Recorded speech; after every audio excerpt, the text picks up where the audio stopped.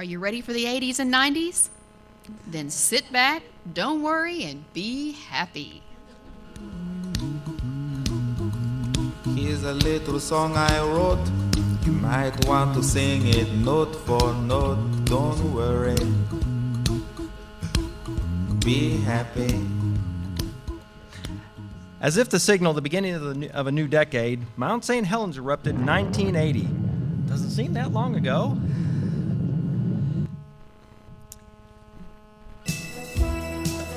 Hear that song?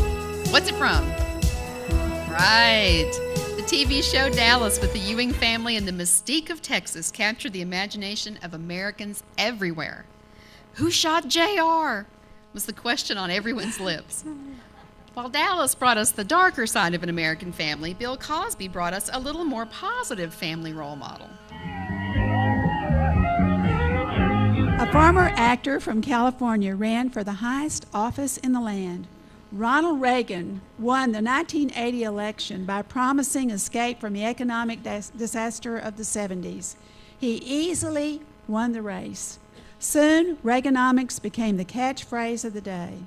Sure enough, his trickle-down economic plan began to bring results. A time of prosperity began to emerge. Americans began to regain a more certain hope for their future. Perhaps some of this success can be attributed to a new invention which swept the land. This new invention took the business world by storm and changed the look of office desks everywhere. What was it? Post-it notes, of course. Another form of technology also began to emerge. The digital world suddenly showed up on the scene. I remember the first time I witnessed Pong. What was this device which could actually turn our TVs into a video game? Beginning in 1980, the all-too-familiar cable guy was showing up on everyone's doorsteps. CDs came on the scene. VCRs and then camcorders also began to emerge. During this time, a little-known young man by the name of Bill Gates was busy working on a new form of computer operating system that we all know as Windows. Then, in 1984, the world was introduced to the Apple Macintosh personal computer.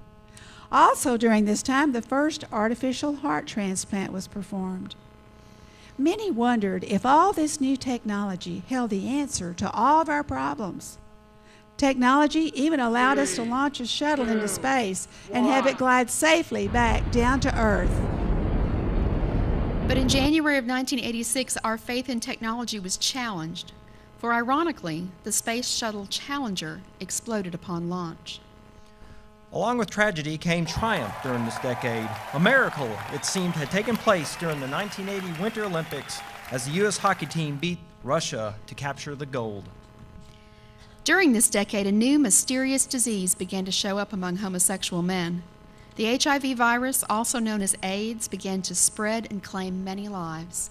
In 1986, our night skies were greeted by Halley's Comet.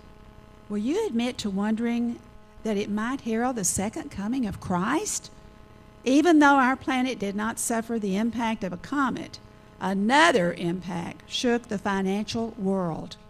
The prosperity associated with rising stock prices unfortunately came to an end. The stock market crashed on Black Monday, falling twice as much as the crash which brought about the Great Depression. Along with Wall Street, another wall came crashing down during this decade. Reagan's famous challenge, Mr. Gorbachev, tear down this wall, was a prophetic challenge which became a reality. This opened a door of opportunity to bring the light of Christ into a part of the world darkened by atheistic policies. Spiritually starving people were hungry to know the life of Christ.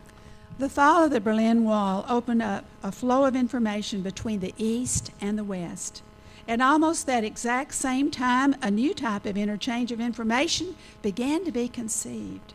The World Wide Web was developed in 1989 and then introduced to the world in 1992. As the 1990s emerged, the information age was beginning to take the U.S. and the world by storm. Well, here it is. You got it? Yep, and it was less than $8,000. What? Honey, don't worry. This is the 1991 model with the latest technology. It's going to take us up into the 21st century. We won't ever have to replace this baby. Besides, I just put it on the credit card. Sure, along with everything else we own. But why do we need it? Why do we need it? Well, we just do. Just like you needed that mobile phone? But honey, it's so convenient and portable. Look, with this computer, we're going to have the smartest kids on the block. Can't let kids work on a computer. You're just not getting it. I suppose you think that thing is going to somehow keep you up to date on all the goings-on in the world? Well, of course it can't do that. Don't be ridiculous. We'll still have to rely on Dan Rather to give us the accuracy and news around the world. You don't even watch the news. You'd rather watch Seinfeld or Cheers. I'll bet you don't even know that we're running Saddam Hussein out of Kuwait. Who? The president of Iraq. Oh, that dork. Shoot. We'll take care of him and never have to worry about Iraq again. Yep, American justice. We're never going to have to worry about his kind doing any harm to this country. Does that mean we can keep using that bomb shelter your granddad made as a game room? I suppose. Hey, honey, how about we go see a movie? What's playing? How about Terminator with Arnold Schwarzenegger? That big oaf? All he knows how to do is show off his muscles. Well, what can you expect from an ex-bodybuilder? Politician, maybe? I suppose Terminator is better than Teenage Mutant Ninja Turtles. But how about maybe we stay home and watch one of those classics? Okay. What's showing? Let's see. Dumbo, The Maltese Falcon, Duck Soup, or Citizen Kane. I don't know. Well, then, how about we take a bike ride over to the park and have an old-fashioned picnic lunch? How does that sound?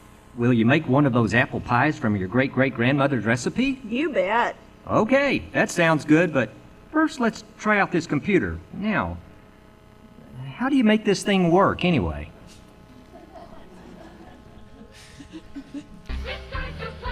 In early 1990, Kermit the Frog and the rest of the Muppets, along with America, mourned the death of their beloved puppeteer, Jim Henson.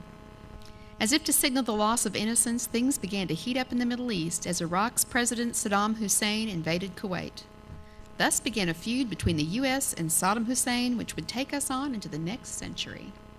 Terrorism began to rear its ugly head with bombings around the world, including a blast in the parking garage below the World Trade Center in 1993. Little did the tenants know that the worst was yet to come. The Power Rangers and Teenage Mutant Ninja Turtles did their very best to fight evil in the world, but even they could not bring about justice to O.J. Simpson. The regulars at Cheers bade us all goodbye, as if to let us know we could no longer sit around and drinking away our sorrows. We would all be soon forced to get up out of our comfort zones and get involved. On April 19, 1995, we all woke up to the news that the federal building in Oklahoma City had been bombed. It was soon discovered that the terrorists were American citizens, although many still assert that outside terrorists had a hand in the bombing. We were waking up to the fact that terrorism was not only at our doorstep, but had made its way into our daily lives. Terrorism would even take on the persona of high school students who took the lives of their fellow classmates at Columbine High School. And unfortunately, even closer to home, worshipers at Wedgwood Baptist Church in Fort Worth would have their lives snuffed out as a deranged man opened fire upon a Wednesday evening service, killing 7. .coms, .orgs, .nets, and every other kind of dots were being surfed throughout the world as we progressed through the 1990s. Those who had not yet learned that a mouse was no longer just a small rodent, or that a ram was not just a large goat, would find themselves being left behind in a world that was increasingly being run by computers. Then, as the final seconds of the 20th century ticked away, we all watched to see if the world would be plunged into darkness. Okay, hold on. I'm prepared. Dark in here. Oh, Nope, sorry. thank Okay. you. Okay. Okay, wait a minute. Plunged into darkness and we would have to start consuming the stockpile of food and water we stored away in our garages. Oh yes, the infamous Y2K. Thank you. Would technology, which had become such a progressive staple in our lives, actually bring about the end of our culture as we knew it? Well, we all now know the answer to that.